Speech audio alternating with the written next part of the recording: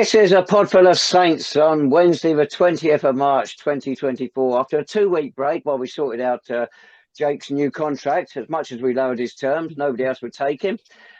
We are back in full flight. There we are. There's a smiling Jake Ellacott over there. Evening, Jake. Oh. Hello, Dave. I would say I've missed you, but that'd be a lie. Hello, everyone else. Money bags, Ellacott. That's what we're going to call you now, buddy. And that one interjected there was Lee Wood. Evening, Lee. Good evening, fellas. How are we? We're back. We're back. What is going on? Can you believe people actually missed us? No, I don't believe it. Well, believe it, baby, because genuinely people are coming up to us at the game saying, no pod this week? No. Yeah, I even had a former manager on the phone too today asking about it. You didn't do one last week. We didn't do one week before either, actually. But yes, you're right. People did miss it. Right. So what we're concentrating on, unfortunately, is a defeat home to Truro City last Saturday. But quickly want to touch on, but the week before, we had a great week leading up to it when we didn't do the pod. The 2-1 win at Maidstone United. Our first double over them since the 66-67 season, I think. And then the 2-0 win at Weston-super-Mare. That's 8 wins in 9 games against them. They were both founded on strong defensive performances. We defended really well in both games. I know at times at Maidstone we really took it to them and had them under pressure. But a strength of both ends of the pitch in those 2 games, it wasn't there Saturday, was it? That was quite a tepid performance against Truro, which gave them their 4th win in 6 games at Clarence Park and Jon Meakes' first home defeat as City manager. Who wants to kick off with this? Money bags. Earn your money now, Ellacott. Come on, off you go, mate. I think that defensive point is actually a really good one, Dave. And I think it's something that a lot of people maybe after the game on Saturday didn't really look at. I think a lot of people, there was a lot of reactions of, oh God, we're doomed, the usual crisis, etc. It's one defeat. But I think the defence is a really good point. And I think probably the main point of it is actually a certain Joe Partington, who we've sung the praises of in recent episodes. And he featured in the Maidstone game quite a lot of it. I thought it was quite noticeable that when he went off, that we actually struggled at the back quite a bit afterwards. And I thought it was the same on Saturday at the back. We just never looked confident or happy. And I thought, Truro had quite a lot of opportunities, didn't they, really? And I think a lot of that came from that lack of defensive solidity. And again, potentially, could you link that to maybe in the midfield as well? So I thought that was our basic downfall on Saturday, was that defensive issues almost we had at signs and errors. And going forward, we just never really got going, did we, at all? I think it's fair to say in the final third. It's funny looking back at it. So many people come up with the expression, Truro City turned up and they just parked the bus, which is such an overused expression. It was great when Jose Mourinho used it 20 odd years ago, but it's worn. It's had its day now. And I think you're right, Jay. Saying that doesn't do them justice. They were more attack-minded than that, and they did give us problems. What did you make of it, Lee? Yes, they did, but I think that's probably because we gave them the keys to the bus in the first place. We were just instigators of our own downfall at times. Jake alluded to the defence there, and I think I don't want to sort of reiterate the point, but I think Partington was a massive miss, because the thing is, Francis Clarke got pulled out of position quite a lot for someone who is experienced despite being quite young. The midfield, there was no battle in there. There was no guile. I don't know. It was just really weird. And yeah, we didn't get going, fellas, at all. We just didn't click. I was saying this, though. I don't think it's a case of Truro didn't sort of like take it to us. They took their chances well, but I think it was very much of our own downfall. We didn't get that passing and movement going. We reiterated about the game at Maidstone. Okay, they had big, tall, towering centre halves, and I turned around to Jake probably 10 minutes into the second half and said, "These guys are blowing out their asses. They're flagging." And as dominant as they are in the air, and they're big and they're strong, speed kills. And we were just playing triangles all around them. We were playing through them. We were playing around them, and there was none of that intensity on Saturday. And it was really disappointing, because it was almost as though we didn't have an answer to it. We didn't have a plan B, but because we didn't really get plan A out of out of the garage, and it was really disappointing. That was the disheartening thing for me. A big crowd as well, Dave. I think we were doing a little bit of a post-mortem with a few fans at the game last night in the cup game. And it was almost as though they're just bereft of ideas, but it shouldn't be like that. And Jake, yes, you're absolutely right, buddy. People are sort of getting a bit twitchy, but it's one defeat. It's one defeat. It wasn't a great defeat, but it was one defeat.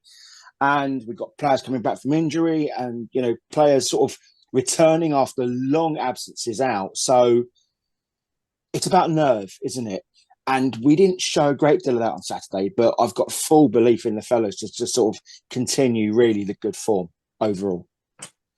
That first 15, 20 minutes of the second half at Maidstone, we did play some wonderful stuff. And that second goal, beautifully put away by Jerusulu after Shaun put us ahead early on. It's a beautiful goal, beautifully worked, beautifully executed. And it wasn't there on Saturday. You felt maybe it's a Joe Partington factor. We've said before, we've not had a really good captain for a long, long time. People may disagree. But Joe seems to be handling it well. And we were missing somebody Saturday to really get a hold of a game. It should have happened half-time in the dressing room, maybe, you could say. And it didn't. Nothing changed in the second half. And there was nobody on the pitch who felt could really change it. Not having to go Michael Clarke. He stands in the captain now and then. And you just felt there wasn't anybody, a controlling figure there to take a grip on the way we were playing. Is that a fair point, Jake? I think so. And of course, you have to remember as well, Ryan Blackman, who has been captain for a lot of this season and was the captain last season. Of course, he's on the bench, isn't he, at the minute, because he's played so little games recently. And you do just wonder if without those, there's not really a leader. And even someone like, this is crazy to say because he's only 17, 18, but George Hoddle in the centre of that midfield for a lot of this season has been a leader of sorts. Sure, he might not be that, he's so young, but he could drive the team and push the team forward. And I think without him there on Saturday, I think you definitely saw that we missed someone in there that could try control and dictate the game. So I do agree that leadership point on the pitch is definitely a possible issue when Joe Partington isn't out there. I think the point you make as well, Lee, about it's only one defeat. In fact, Jon Meakes has only won one home game out of 4, so he's got to go, obviously. But it is only one defeat. But a defeat What is Bath, this? Don't upset him, Tab, for Christ's sake.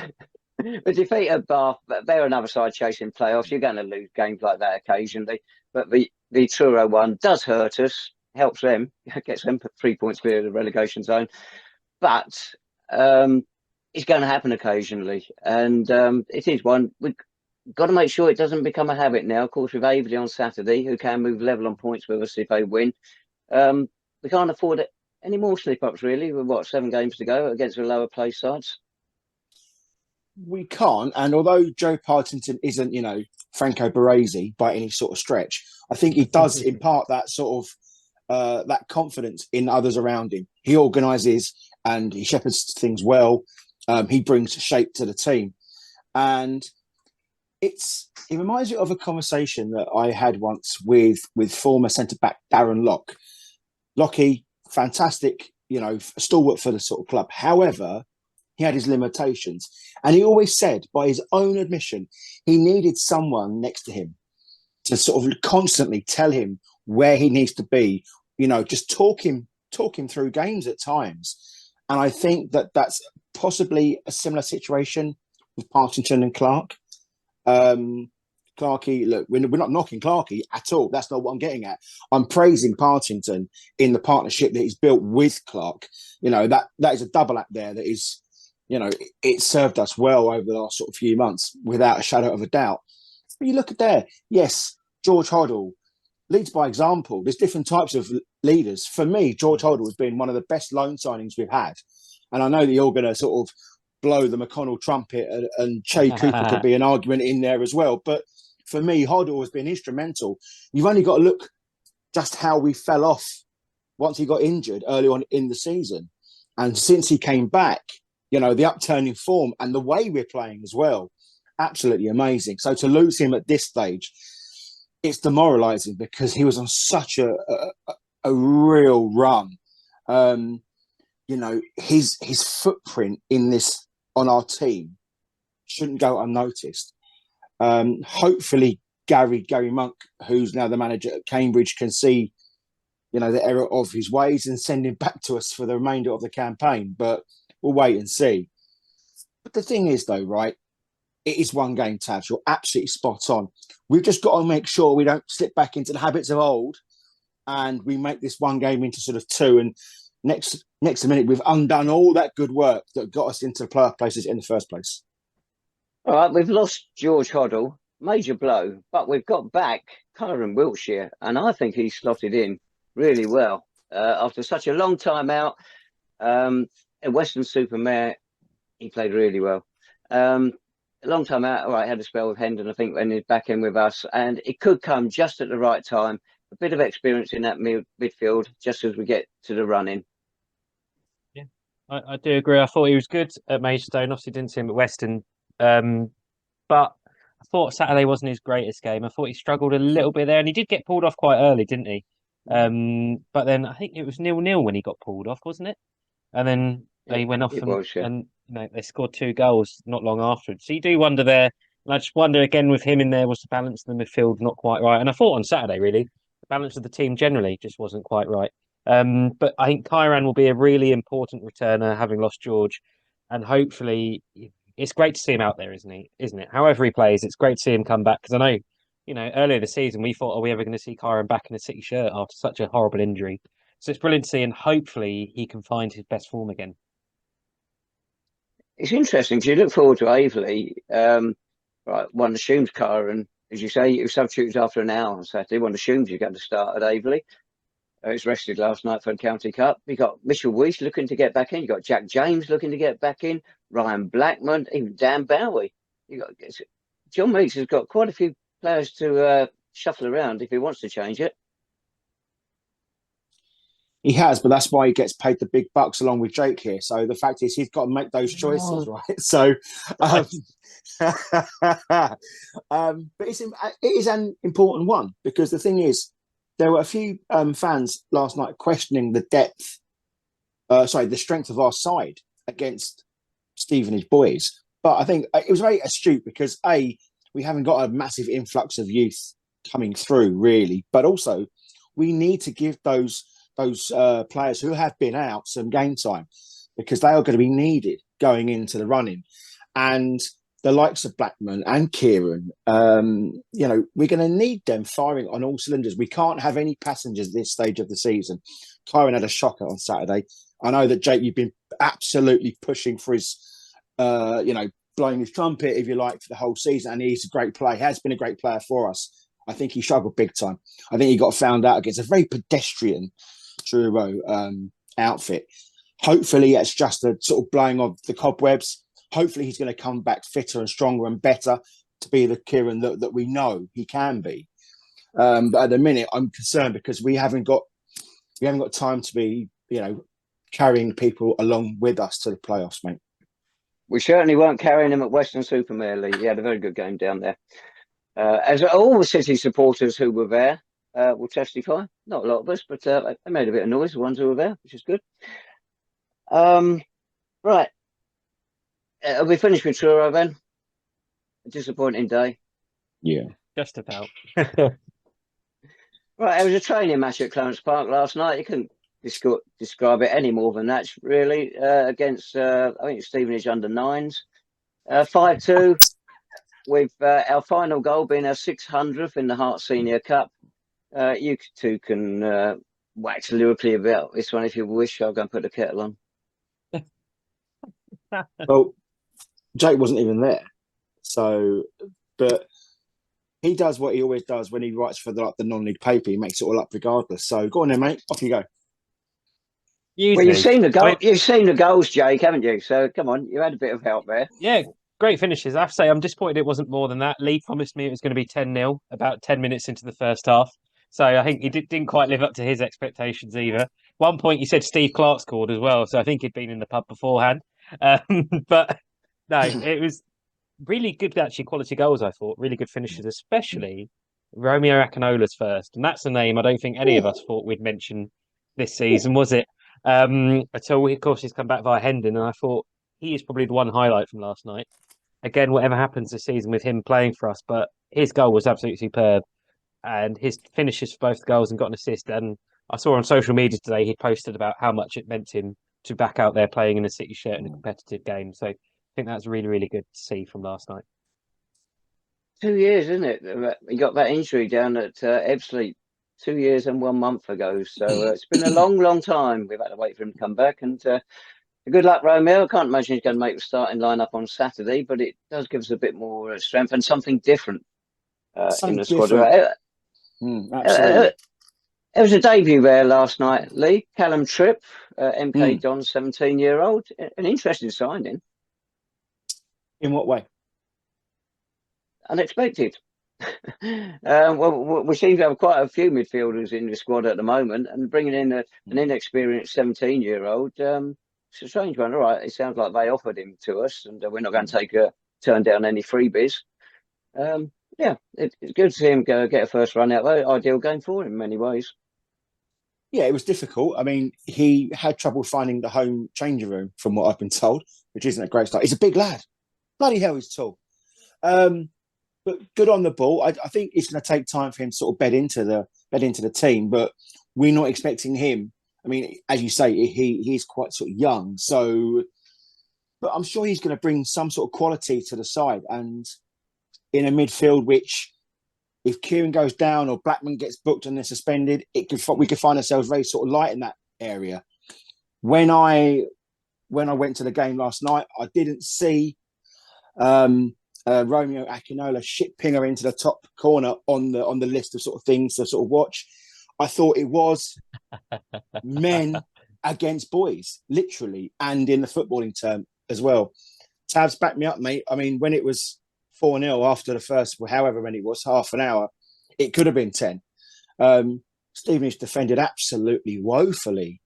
But we played well, and I think last night was as much about getting back into our groove and sort of getting the blood flowing again and putting Truro to the back of our minds, getting those partnerships working on the field, getting Akinola some time, getting Blackman back, getting Partington back.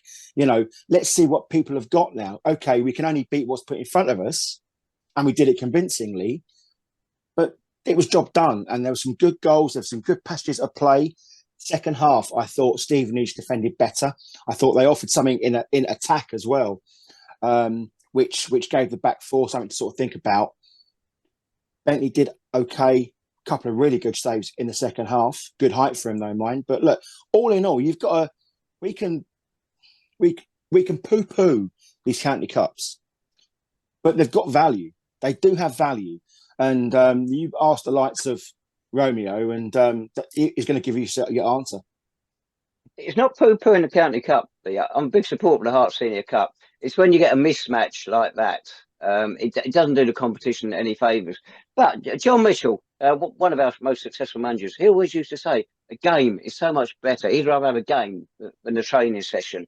It wasn't much more than a training session, parts of it maybe. But you can see the benefits from it. You've listed it already. Romeo Akinola comes in, gets 2 goals. Mitchell Weiss gets a couple of goals as well. It's his 150th game for the club last Saturday, by the way. And Olu Lawal, all right, it's going back to Burkhamps in there, one would imagine. Things like that. And Partington, I haven't seen confirmation yet, but apparently he's got a 2-match ban for National League South matches, so he could be missing Aveley as well. So this game last night, that's good for him as well, keeps him in there. But that side of it is all good. It's just a mismatch. It made a nonsense of a night, really. Mind you, you wonder, did the club even know we had a game? In the post-match interview Saturday, he skipped it, mentioned that, went straight on to next Saturday. Jon Meakes had to pick him up. You get the team sheet. It says St Albans City versus Braintree Town, which is quite good. It had us down playing 2 players at number 2. It has Stevenage in all white, where the kit was 50% red, and our next game is in the Southern National League, whatever league that is. But apart from that, it was all good last night. Decent crowd. It was a good crowd, and it sounds as though that half of the media team were on the mad squirrel as well, by the sounds of it. But Tabs, to answer your point though, mate, Stevenage chose to put out their kids. We took it seriously. It's not our fault. Yeah. No, absolutely. But you can see why. I mean, none of their kids are none of their kids are getting a shot under Steve Evans into the first team. You know, look at some of the more promising fringe players. They're going out on loan to places like Royston's and stuff now because Evans has told them, quite frankly, you know, he wants winning success now, and they don't feature in his plans. So they've got to play in some sort of competition, and whether it be the Herts Charity Cup, Senior Cup, or whatever. I know what you mean. It's a mismatch, but we took it. We took it as seriously as we could do, and you know, and we won comfortably. I don't know whether the Herts Senior Cup figures and your range, Jake, but semi-finals next Tuesday at Hartingford-Bury Park, away to Hertford Town on the plastic pitch, where we come up against an old friend, of course. Oh, Ben Hurd. Oh, how we miss you, Ben. I was going to say something then that I won't. But Lee probably knows what I was going to say. It's quite a quick turnaround, isn't it? Really quick. But, you know, if you're Jon Meakes, do you want these games? Do you not? I mean, presumably he does. You know, as you said, Dave, you know, it's probably good to keep the players pumping, isn't it? We've got 3 Tuesdays. Get those other players players like Mitchell Weiss. I mean, he's barely featured, has he, in recent weeks, which is a question for another time, maybe. But to see him scoring goals because he will have to come in at some point. We will need him. We've seen him a couple of substitute appearances lately, and it's probably fair to say he hasn't really had much of an impact. So if scoring 2 goals on Tuesday night helps him kick on, that's really good. But it's really nice. I mean, we've talked about on this podcast many, many times, especially you, Dave, about how it'd be nice to get some silverware, take these competitions seriously and try and win them. And it is nice to see us reach the final stages of both and it not really impact upon our league campaign so far, hopefully. And a big thing about last night is didn't pick up any more injuries, didn't pick up any more issues. So hopefully, but I suspect the Hertford lads will be quite fired up next Tuesday by Ben. So we'll see how that goes. It's good bloke, Ben. Great bloke.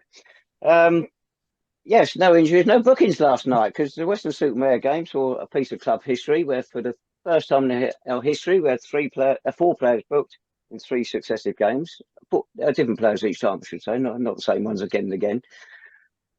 So that's nice to keep that last night. Right, looking forward to Aveley. Our first visit to Parkside. We played them at their old ground, which was Millfield, was it? Any changes? Does Mitch come in? Does Jack James come in? Does Ryan come in? One assumes Joan Partington is still suspended. Do we make any changes after Truro? I wouldn't be opposed to seeing Jack James come back in. I thought the balance of the team without proper wing backs, I thought Zane and Dom did decent jobs, but I thought they didn't. The thing about having them as wing backs at times, especially if you're against an opposition that knows how to set up, they can really pin Zane and Dom back and they can't really get forward at all. So it'd be nice to see Jack James. I thought when James came on Saturday, it wasn't a spectacular display for that final 10 minutes or so.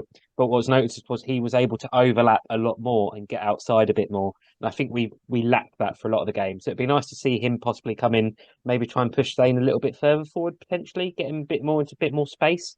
Otherwise, as I say, without Partington, the defence can't really change, can it? Apart from maybe the fullback. And I suppose big one is Ryan Blackman and Mitchell Weiss, isn't it? Do we see those 2 very experienced players for us to come in? I mean, I don't know if they do. Who do they come in for? It's really difficult, isn't it? Jake Berger will be under some pressure. He's doing some good things. Consistency yet to hit it, but certainly got some good things about him. Jack James, for anybody, by the way, he played under a pseudonym of Jack Smith on Saturday, according to a tannoy who repeatedly announced him as Jack Smith because the printer wasn't working. So we had handwritten team sheets apparently, and from what I've been told, it was Jack Smith was written, and the tannoy guy had no idea who Truro City were anyway, so he just read out what was put in front of him and just kept calling him Jack Smith. There you go. Dave's really positive at the minute. You can hear them knives sharpening, can't you, at every given moment? Just helping supporters. They're saying, "Oh, we've got another debut here, Jack Smith. He looks Aren't good." you just? You are helping plenty, mate, I think, to be honest with you. But to be fair, I mean, I don't know whether he's going to take Banton out of that position. I mean, I think it would make sense. But I think that Gio's doing really well in that more advanced position, which is where you'd normally see Zane, right? Pulling all the sort of strings. normally when things weren't going well for Gio, Zane would come back in and that would be like a straight swap. I don't like seeing Zane that far back and that far out. I think he can do most damage in the middle of the park, getting the ball, turning, creating that space. But James is the obvious fit. I think Blackman comes straight back in. For me, I think we're going to try and just play them to death on Saturday. Really, but as that said, we tried to do that on Saturday against Truro, and it just didn't work. But I think we need a bit more speed about us now, a bit more positivity and energy, and I think Blackman could be the way forward for that.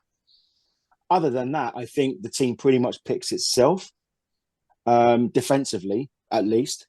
Tavs, any sort of thoughts on whether Zane starts where he has been, or maybe push him a little bit more forward?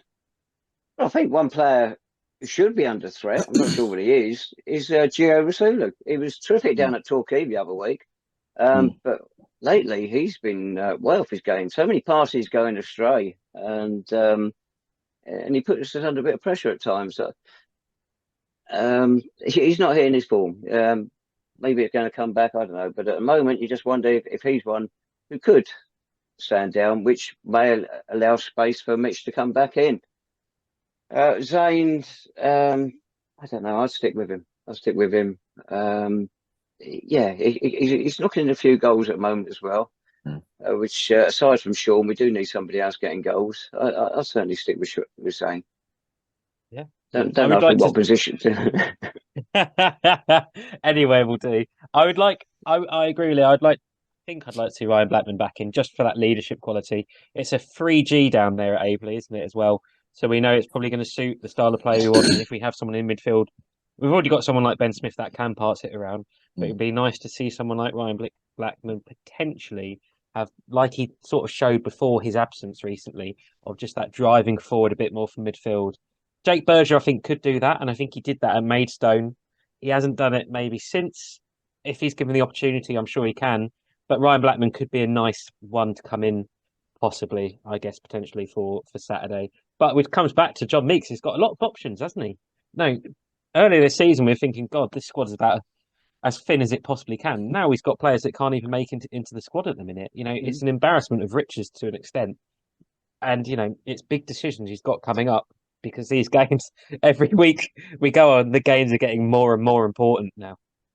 On a totally different point, that run of bookings we had, some of our players were dead unlucky. Shaun Jeffers, he was pulled around like a bit of meat at Maidstone. And then he gets booked for allegedly fouling a player who's trying to pull his shirt off. Dom Hutchinson got one for time wasting at Weymouth. What a nonsense decision that was. Gio's booking at Weston-super-Mare, again, a love and load of nonsense.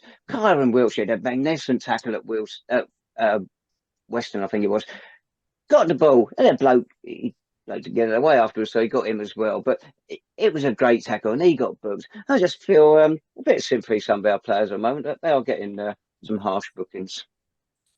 I sympathise to a degree. I think Maidstone, the ref, was certainly, I don't know, he had some sort of brain meltdown. He had a proper brain fart. Was it a case of levelling things up, Lee? Because he did that first half sending off. He did his best, didn't he? He did his best. Bless him. But the longer the game went on, the more decisions seemed to be going against us. Seemed a bit odd. I think he was just bored in the end. I think he was just making it up and see what he can sort of get away with. It's almost sort of like a Tolman Drive-esque sort of like officiating. The red card for Maidstone was an absolute shocking tackle, and he should have gone every day and twice on Sundays. It was a disgraceful tackle. I think with Partington, I think Meakes sort of took him off before he got sent off because he was on the verge of Cusp. Yeah.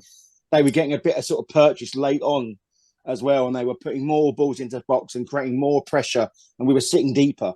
So I understand why, and bear in mind we were winning by 2 goals at that point. He took him off. The referee though at Maidstone, it was an absolute joker, wasn't he? I mean, I would never, really go in hard on refs because most of them are just as crap as each other, and the standard is, bog. But this bloke was another level. I don't know. You probably got his name, his number, how many dogs he's got. Tavs, Q Statman, go. He's got the most wonderful name of any referee you could come across. Ayrton Hersey. It's from Colchester, and we've had people from Colchester at the club before, and we know what they're like. Right, Andy. He's actually been all right in the past with us, but he's just the longer that game at Maidstone went on, more he thought, oh, I better get this home lot on side. No, they don't think like that, but that's why it came across. It did. I didn't think. Yeah. I was going to say, I didn't think the game was ever going to finish as well. He just kept playing and playing, didn't he? Well, nothing like Weston-super-Mare. The second half, added time, injury time, whatever you want to call it, 11 minutes 24. If that wasn't bad enough, then the M5 was closed. Had to do a detour around parts of Bristol we haven't been to since a certain cup tie in 1996. Anyway. Speaking of things going on for too long, are we done? Are we done, boys? See, people want the pod, and then when it comes back, they say it's too long and we moan too much. But here we are. You spoke, we predictions, don't we? Oh, crikey! Hang on. Oh, Lee's disappeared, thankfully. Oh, you do you know what? His last 4 games when we haven't done the pod, I got all 4 right. Back me up. Right. Okay, come on then. Aveley. That's a 2-0 win, by the way. Oh my God. Just like that. Okay. I'm going for 6 mistakes on the team sheet beforehand, and then I'm going to go for 3-0 City. Interesting. You're under pressure here, Jake. Clean sweep. I was going to go for the old classic 3-1 Saints. 3-1. So there's 3 incorrect results there. Hertford next Tuesday, big one. Cup tie. Cut the atmosphere with a sledgehammer. Right. Who wants to go first? Go on, Italy. The number of Ben Hurd flat Earth conspiracies, 3. I'm going to go for Hertford Town 1, St Albans City 2. Oh. Jake? I'll go 3-0 City. It's actually going to be 4-0. Right, we're about to sign off. Some smashing rumours going around of managerial changes locally. Aren't there? But we can't say anything, so we'll wait and see what develops. We can't, Lee. Why? I promised informants. We can talk about one that happened while we were off, can't we? It was nice to see Alan Dowson back in work, isn't it? That's one of our favourite clubs as well. He's doing it for free, isn't it? Hemel Hempstead Town after Bradley Quinton resignation was refused when he got sacked. One for you, one for me. But before we go, Dave, I think you have a Shaun Jeffers stat, don't you? That you were telling everyone under the sun. Love stats. It was disappointing. We were so inept on Saturday. I don't think he had a chance, did he? We created absolutely nothing for him. He scored in the previous 7 National League South games. He was looking to join Lee Clarke as the only City player to score in 8 consecutive National League South matches. The club record is actually 12 games, which I think Willie Hughes did before the First World War. 12 league games, that is. And I think Charlie Bunce was the other one. No, wasn't it? It was Lloyd Bethel. In the 1920s or 30s. Who cares? Are you sure we can't talk about this managerial sort of go-round? Because I tell you what, it's an absolute bloody corker, isn't it? It's an absolute belter. Will you get in trouble, Taps? Yes, I will upset my. Right, okay, so basically, what's going on then? Is I suppose what we should clarify for anyone worrying, it doesn't affect St Albans City. Oh no, not slightest. No, despite that shocking home record of Jon Meakes, no, he's not under any threat. No, John. Yes, John. Well, on that cheery note, I think we should go for this week. Yeah, good to be back, boys. It's good to be back. Yeah, I'm sure everyone's really happy. Podful of Saints on Twitter, email description below on Spotify as well. If you're watching this on YouTube, and thank you very much to everyone that has been getting in contact recently, asking where we are, when we'll be back, and for everyone for watching. And we will speak to you again very soon. Hopefully, when the Saints come away with a league win and a cup win. Thank you very much, everyone. Bye bye.